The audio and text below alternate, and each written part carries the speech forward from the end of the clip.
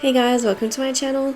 I'm Lisa, and in this video we're going to talk through how I've completed this turtle with the fish and the pan pastel background. In the description below I'll put a list of the paper, pencils, any tools that I've used, and also the colours of the pencils and pan pastels.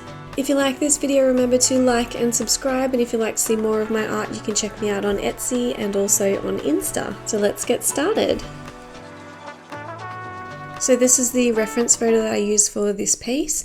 It's just from Pixabay. I'll put a link in the description below if you'd like to have a turn. So to begin with, what I did was put down my outline of the turtle and then went around the border with some magic tape just to make sure that when I complete the background and everything's in, once I pull the tape up it'll be like a nice crisp edge just for framing. So first of all I went in with my pan pastels with the lighter blue colours to put down the background. I made sure that it was a little bit patchy because in the photo it looks a little bit patchy. So the way that I was putting down the pan pastels on the paper just sort of worked in my favour of it sort of being a little bit patchy to begin with. So I started with sort of a neutral colour and then went into the top colours with darker pan pastel colours and started to blend them in with the brush. Then looking at the reference photo, I went through and saw where there's sort of darker areas, greener areas and the lighter areas, and started to put those in. I started to use some of the cotton tips, so these are just your normal cotton tips you can get from the chemist, and use those to make the little spots and blend it all together. Once I was kind of happy with the background, I decided just to go in and start on the turtle, and I can come back later and evaluate how I feel about the background later. So to ensure that I'm not rubbing on the background, what I did was go in with some tracing paper, put that over the turtle, trace around the turtle and then cut out around the turtle so that when I'm leaning on the piece I'm not going to be rubbing any of the pan pastel off because it will just come straight off on your hand. Then it was time for colour picking. So the most difficult part of this whole piece I think was trying to pick the colours, finding those sort of red, blue, brown tones. Like there are so many different colours in the back of the turtle and in the face of the turtle. So I just went in and started to swatch some of the colours down that I was going to use and used another sheet just to make sure that I could sort of mix those colours together and find the colours that I needed throughout the piece. Then what I thought I was going to do is just start on the left hand side so that I could move over to the right hand side. But I started to put in some of the shell and the colours just weren't working for me. It was a little bit too blurry over that side of the turtle and it wasn't working out for me. So I'm like, okay, I'll just start with the eye, which is on the right hand side. So the whole time I was drawing this piece, I was sort of leaning on the work that I'd already done, which is not ideal. But when I started with the eye and the little bits of skin on the top of the head, I could sort of gauge which colours that I wanted to use and start to get the feel of the colours that I was going to use for the piece. So with this sort of technique, it's the same thing that you would do with feathers and with scales, which is just pick one little section and then do that section and then move on to the next section. So it can look quite odd when you sort of start off, like when it sort of gets to this point, you're sort of looking at it thinking, oh, I don't know if this is working out, but you just need to trust the process and keep going. Remember to pay really close attention to your reference photo, and towards the end is when we can start to put in the darker shadows underneath the chin and underneath the turtle to make it sort of push forward, and also put in some of the Holbein soft white pencil in the lighter sections to pull those white bits out. So with each of these little sections, what I did was go in with a lighter sort of orange colour or a grey colour, like coal grey one, map in the shape of the piece that I can see and then start to build up the colours and just do one sort of bit at a time. This sort of texture is very time consuming. Like this whole piece I think took me about 16 hours, and yeah, it's just sort of piecing all of these little bits together and then evaluating at the end where you need to be darker and lighter.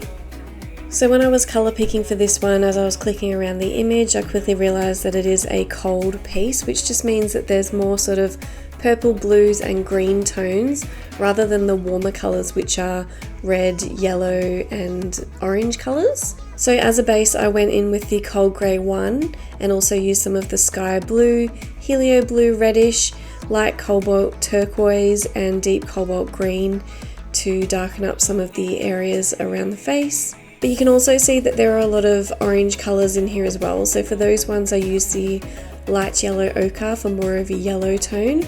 Then where it's more orange I use the burnt ochre, sanguine, and also a little bit of coral, which is sort of a pinky colour.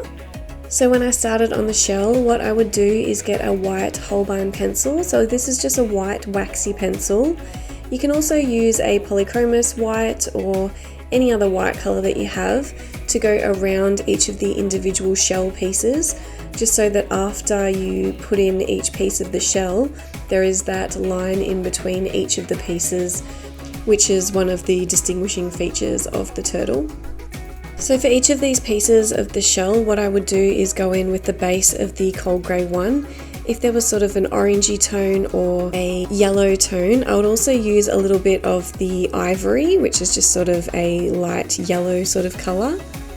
This just gives it a little bit more depth and you have a little bit more layers, and then start to go in and build up the darker colours. So where there's this sort of dark brown, purple, blue colour on the shell, I mix together the mauve and dark indigo. So the dark indigo is a dark blue colour and the mauve is like a purple colour, and then I'd go in around that with the sky blue, and where it's sort of orange I'd do the burnt ochre and then also build in some of the sanguine.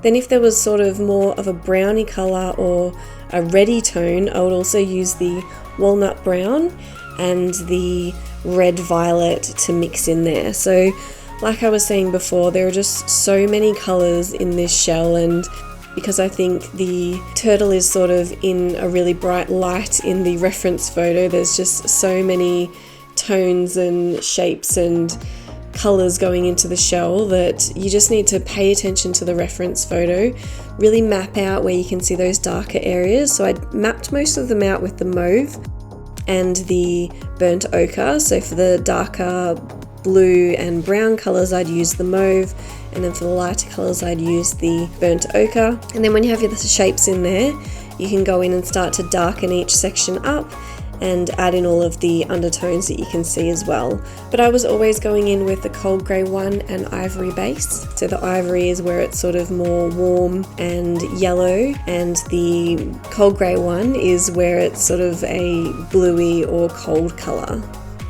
Moving on to the flipper of the turtle, this was going to be one of the most tedious bits. So like I said before, what you do is go in with your sort of mid colours or the lighter colours, put in the shapes that you can see and start to map out where the darker colours are going to be. And then you can go in with your base colours like the cold grey one or the ivory colour. And then I just started to go in and put in each of these scales one by one. So I'd go in and put the base of the cold grey one, then build up the grey colours with the cold grey 3.